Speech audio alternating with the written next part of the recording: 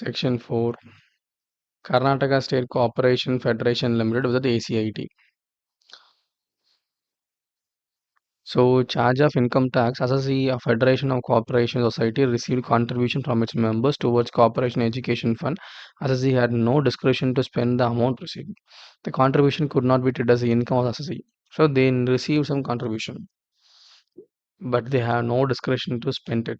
Whether it be considered as a capital receipt or revenue receipt, what to do? There is no charge to income. It's not even an income.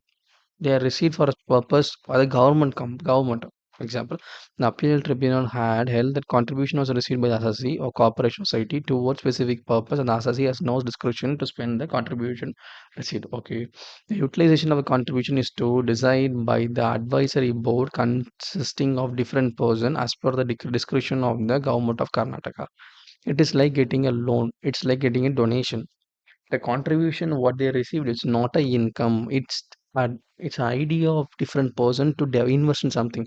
The amount what they receive should be taxed in the hands of the payer, not on the receiver. That was the intention. The donation were a specific purpose which made the assessee was agreed to act as a trustee for the contribution received for the various corporation societies. So in this case, they clearly say it's a donation. The donation which had received by a corporate society for a special purpose, they need to disclose it in Form 10AB. And if they have disclosed it properly, no need to go through this kind of problems. That's the donation received by assessee being a specific purpose.